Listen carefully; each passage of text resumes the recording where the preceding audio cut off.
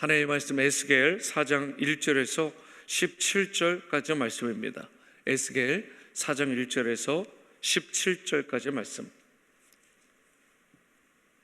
제가 1절을 읽고 17절까지 교독하십니다. 하나님의 말씀입니다. 너 인자야, 도판을 가져다가 그것을 내 앞에 놓고 한 성읍 곧 예루살렘을 그 위에 그리고 그 성읍을 에워싸되 그것을 향하여 사다리를 세우고 그것을 향하여 흙으로 언덕을 쌓고 그것을 향하여 진을 치고 그것을 향하여 공성퇴를 둘러 세우고 또 철판을 가져다가 너와 성읍 사이에 두어 철벽을 삼고 성을 포위하는 것처럼 에워싸라. 이것이 이스라엘 족속에게 징조가 되리라. 너는 또 왼쪽으로 누워 이스라엘 족속의 죄악을 짊어지되 내가 눕는 날수대로 그 죄악을 담당할지니라. 내가 그들의 범죄한 횟수대로 내게 날수를 정하였나니 곧 391일이나 너는 이렇게 이스라엘 족속의 죄악을 담당하고 그 수가 차거든 너는 오른쪽으로 누워 유다 족속의 죄악을 담당하라. 내가 내게 40일로 정하였나니 하루가 1년이니라. 너는 또 내 얼굴을 에워싸인 예루살렘 쪽으로 향하고 팔을 걷어 올리고 예언하라. 내가 줄로 너를 동이리니 내가 에워싸는 날이 끝나기까지 몸을 이리저리 돌리지 못하리라. 너는 밀과 보리와 콩과 팥과 조와 귀리를 가져다가 한 그릇에 담고 너를 위하여 떡을 만들어 내가 옆으로 눕는 날수 곧 390일 동안 먹되 너는 음식물을 달아서 하루 20세겔씩 때를 따라 먹고 물도 6분의 1 흰씩 되어서 때를 따라 마시라. 너는 그것을 보리떡처럼 만들어 먹되 그들의 목전에서 인분 불을 피워 구울지니라. 또 여호와께서 이르시되 내가 여러 나라들로 쫓아내어 흩어버릴 이스라엘 자손이 거기서 이같이 부정한 떡을 먹으리라 하시기로 내가 말하되 아하 주 여호와여 나는 영혼을 더럽힌 일이 없었나이다. 어려서부터 지금까지 스스로 죽은 것이나 짐승에게 찢긴 것을 먹지 아니었고 가증한 고기를 입에 넣지 아니하였나이다.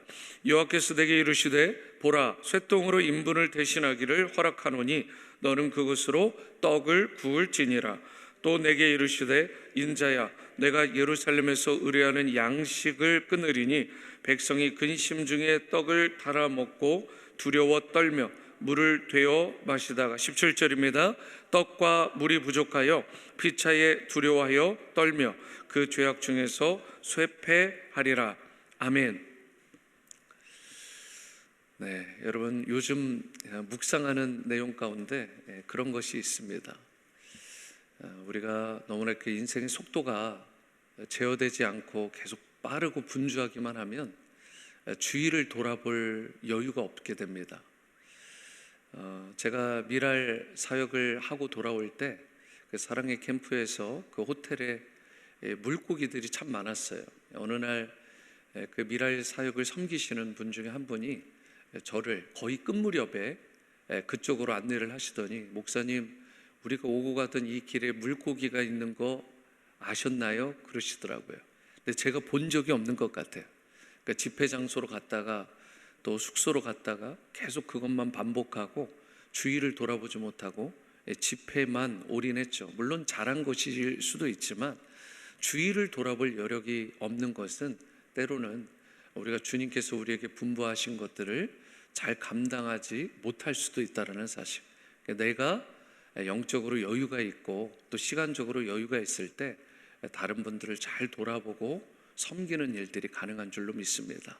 이 새벽 제단에 나오시는 여러분들 또 우리 모두가 정말 하나님 앞에 이 시간을 떼어 드린다라는 것은 영적으로 충만함을 얻고 내가 영적인 여유 그러한 능력자가 되어서 하나님께 또 우리의 시선을 더욱더 집중하고 주위 사람들을 돌아보는 능력자가 되게 될 줄 믿습니다. 분주하다 보면 바쁘다 보면 나쁜 성도가 될 수가 있다고 합니다. 그러니까 너무 우리가 나쁜 성도가 되지 않도록 이 새벽 자단을 잘 계속해서 섬기고 주님께 기도의 무릎을 잘 감당하는 지금처럼 잘 감당하시는 그런 귀한 성도님들 되시기를 축복합니다. 오늘 먼저 1절에서 3절 말씀을 보시면 너 인자야 토판을 가져다가 그것을 내 앞에 놓고 한 성읍 곧 예루살렘을 그 위에 그리고 그 성읍을 에워싸되 그것을 향하여 사다리를 세우고 그것을 향하여 흙으로 언덕을 쌓고 그것을 향하여 진을 치고 그것을 향하여 공성태를 둘러세우고 또 철판을 가져다가 너와 성읍 사이에 두어 철벽을 삼고 성을 포위하는 것처럼 에워싸라. 이것이 이스라엘 족속에게 징조가 되리라. 이렇게 말씀을 합니다. 하나님이 에스겔에게 명령하신 이 행위들은 굉장히 상징적인 행위들입니다. 예루살렘에 대해서 상징적으로 앞으로 이제 일어날 일에 대해서 경험하게 만드는 그런 일이 되는 것인데요. 예루살렘은 대적에게 포위되어서 함락되기 직전이죠. 굉장히 풍정등화, 위태한 상황입니다. 그런 상황 가운데 진짜 위기가 무엇이냐? 진짜 좋지 않은 상황이 뭐냐면 상황과 환경적으로 예루살렘이 포위되는 것보다 더 문제인 것이 무엇이냐면 그 와중에 그들이 하나님과의 관계가 단절되었다는 것입니다. 그러니까 하나님께 나아가면 소망이 있을 텐데 하나님이 아닌 다른 무언가에 자꾸 자신들의 손을 벌리고 마음을 벌리지만 하나님께로 돌이키지는 않았어요. 이게 가장 심각한 문제가 된 것이었습니다. 그렇기 때문에 그들이 어디로부터도 누구로부터도 도움을 구할 수 없는 그런 지경, 그런 형편이 바로 멸망 직전의 예루살렘의 상황이었습니다. 하나님은 에스겔에게 이 성이 포위되어 있는 이 모형을 좀 만든 다음에 이스라엘에게 임한 그 심판의 징조를 미리 보여주셨어요. 실제로 이 징조가 언제 성취되죠? BC 587년, 586년에 이어서 이러한 바벨론의 포위 끝에 결국 예루살렘이 함락되게 되죠. 그러면서 이 징조, 이 예언의 모습이 성취가 되게 됩니다. 4절을 보시면 너는 또 왼쪽으로 누워 이스라엘 족속의 죄악을 짊어지되 내가 눕는 날수대로 그 죄악을 담당할 것이라고 말씀을 합니다. 하나님의 에스겔에게 두 번째 상징적인 행위를 말씀하시고 명령하시는데 390일 동안 왼쪽으로 누워서 이스라엘 족속의 죄악을 담당해라. 너희들이 390여 년 동안 이렇게 나에게 가증한 행동을 했다라고 하는 것을 보여주시면서 왼쪽으로 누워서 그 죄악상을 담당하라고 말씀을 하고 이어서 40일 동안 오른쪽으로 누워서 유다 족속의 죄악을 담당하라라고 말씀을 합니다. 여기서 390일은 이스라엘 족속이 죄를 범한 오랜 기간, 즉 390년 동안이나 배교한 거예요. 여러분 한 세대를 20, 30년으로 본다면 얼마나 수많은 세대 동안 그들이 세대를 잇고 또 세대를 이어서 하나님 앞에 배교를 한 것입니까? 그리고 40일은 유다가 감당해야 될 징벌의 기간이다 이렇게 이야기를 해요.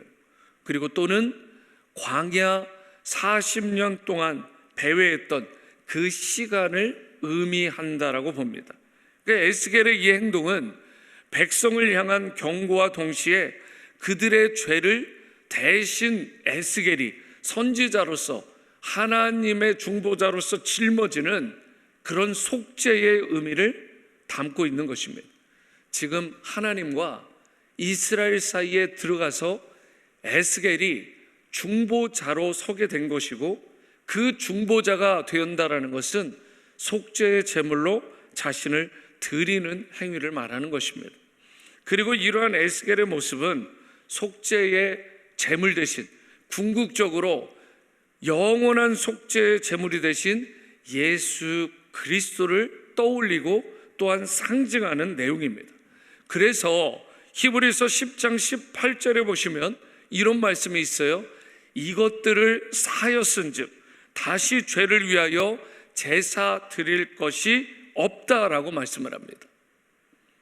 이것은 속죄의 제물 되신 예수님으로 인해서 여러분과 저를 포함한 모든 믿는 자들의 죄악들이 다 사해졌기 때문에 이제부터는 다시 죄를 위해 제사를 드릴 필요가 없게 되었다라는 것을 의미하게 되는 것입니다.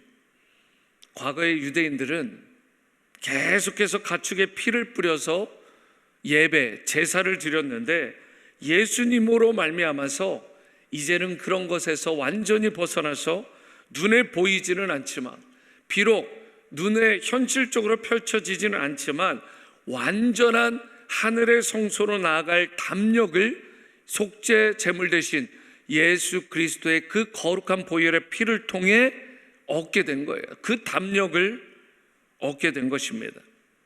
오늘날 많은 그리스도인 중에서 의외로 형식적인 의식에 신앙의 기초를 쌓아가고, 내가 주일에 단 하루 그냥 그저 와서 예배 참석하면 내가 할 일 다 했다, 그게 크리스천 라이프라고 생각하는 경우가 의외로 많습니다.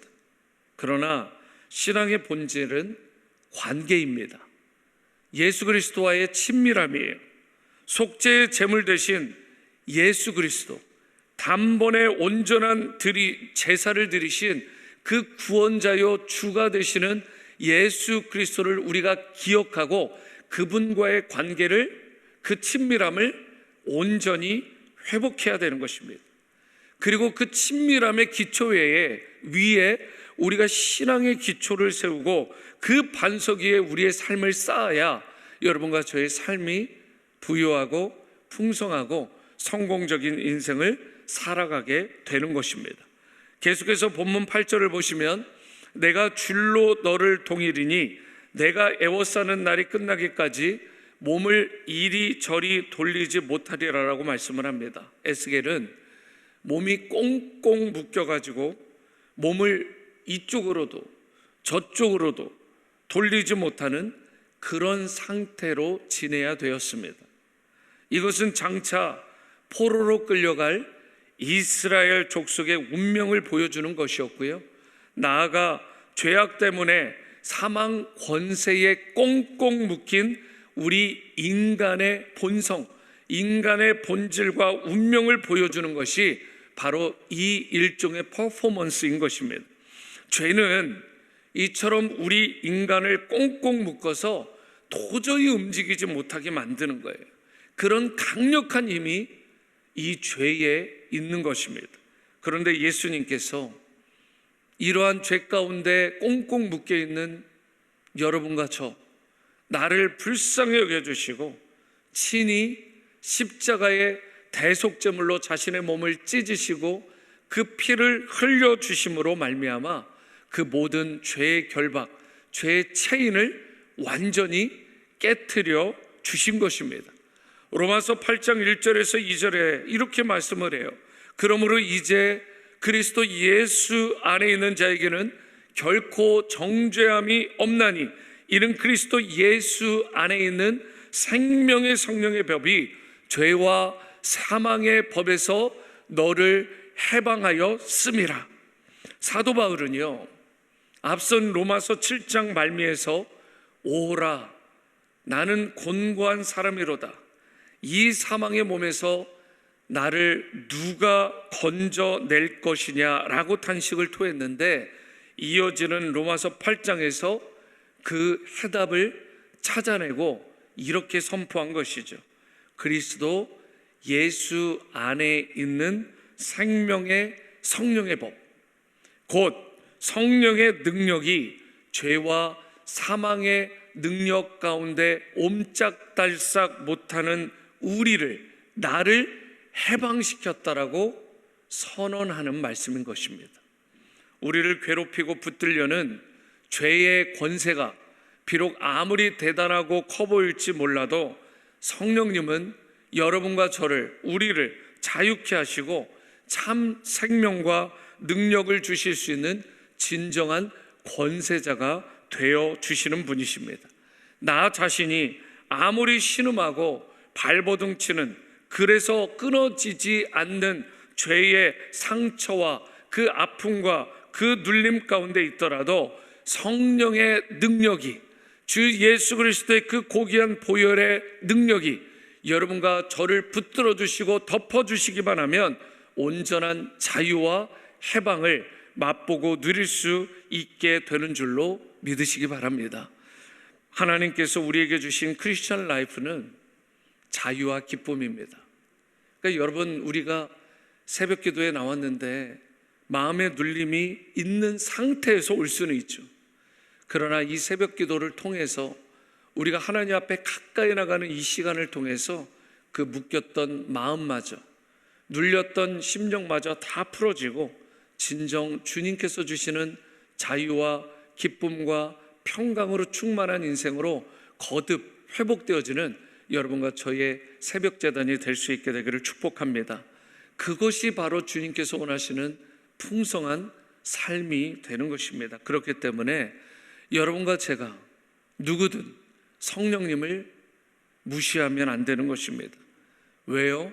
성령의 능력이 여러분과 저를 애워싸고 저와 여러분들을 죄와 사망의 권세에서 자유케 해 주셨기 때문에 그분을 인정하고 그분을 의지하고 그분을 신뢰해야 되는 것입니다. 우리가 정말 사모하는 마음으로 성령의 은혜와 성령의 그 충만함을 구하시기만 하면 예수님께서, 믿으신 그분께서 그 신실하신 약속대로 성령으로 여러분과 저를 충만하게 채워주시고 사랑할 수 없는 자, 도저히 용납할 수 없는 자마저 사랑하고 용납하게 하여 주시고 우리의 힘으로 할 수 없는 하나님의 사명을 잘 감당하는 신실한 인생으로 서게 될 줄로 믿습니다. 마지막으로 본문 16절에서 17절을 보시면 또 내게 이르시되 인자야 내가 예루살렘에서 의뢰하는 양식을 끊으리니 백성이 근심 중에 떡을 달아 먹고 두려워 떨며 물을 되어 마시다가 떡과 물이 부족하여 피차에 두려워하여 떨며 그 죄악 중에서 쇠폐하리라라고 말씀을 합니다. 하나님은 예루살렘에서 의뢰하는 양식을 끊을 것이다 이렇게 말씀을 합니다. 우리는 이러한 경고 메시지가 있을 때 주님께로 돌이켜야 되는 것입니다. 하나님은 우리를 사랑하시기 때문에 죄에 대해서는 징계하시지만 진노 중에라도 은혜와 긍휼을 잊지 않으시는 분이십니다. 그래서 레위기 26장 44절에 이렇게 말씀합니다. 그들이 그들의 원수들의 땅에 있을 때에 내가 그들을 내버리지 아니하며 미워하지 아니하며 아주 멸하지 아니하고 그들과 맺은 내 언약을 폐하지 아니하리니. 무슨 말씀입니까? 하나님은 한 번 맺은 그 언약 폐하지 않으시고 끝까지 신실하게 지켜주신다라는 것입니다. 그러므로 여러분과 저도 우리 주님과 함께 맺은, 피로 맺은 그 언약을 끝까지 신실하게 폐하지 않고 지켜나가는 그러한 귀한 성도가 될 수 있게 되기를 원합니다. 그리스도인 된 여러분과 저에게는 예수님의 피로 맺은 새 언약이 있습니다. 그 피의 언약에 따라 하나님은 여러분과 저를, 나를 결코 버리거나 포기하는 법이 없어요. 우리를 사랑하시기 때문에 죄에 대해서 징계는 하실지 모르지만 진노 중에라도 은혜와 자비와 긍휼을 잊지 않고 베풀어 주시는 것입니다. 그러므로 어려운 때일수록 상황이 녹록치 않고 좋아 보이지 않을 때라도 더욱 하나님만 의뢰하고 신뢰하는 여러분과 제가 될 수 있게 되기를 원합니다. 하나님만의 만자가 중요한 거예요. 하나님 외에 다른 무언가를 의지하는 것이 아니라 그 하나님만 여러분과 제가 신뢰하고 의지해야 될 줄로 믿습니다. 우리의 개인의 인생뿐만이 아니라 여러분과 제가 속한 가정과 자녀들, 또 우리 교회의 참된 주인은 하나님이시다, 이 사실을 기억하고 그분께 모든 순간순간마다 나아감으로 진정한 해결을 받는, 그러한 해결의 은총을 누리는 여러분들 될 수 있게 되기를 바랍니다.